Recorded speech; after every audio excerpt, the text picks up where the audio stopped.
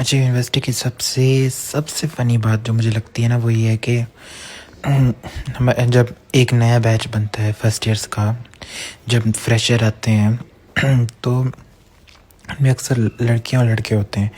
वो पहले 1-2 हफ्ते बड़े ही वीक और डल होते हैं और बहुत शाय होते हैं और बहुत इनोसेंट लग रहे होते हैं।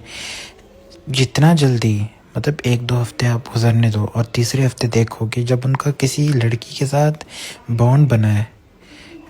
ये किसी किसी के दिमाग, किसी को बहुत ऑड लग रहा होगा ये बातें, लेकिन यू हैव टू थिंक और इसको देखा करें, ऑब्जर्व किया करें। जैसे ही उन इनोसेंट लोगों का और शाय लोगों का बॉन्ड किसी लड़की के साथ बनता है या उस लड़की का किसी लड़के के साथ बनता है, तो उनका एटीट्यूड चेक किया करें। उनसे कोई सवाल पूछ लो ना, उनकी आई रोल होती देखा करें। वो ऐसे आंखें घुमाती हैं जैसे उन्होंने कोई बहुत बड़ा तीर मार लिया है। सो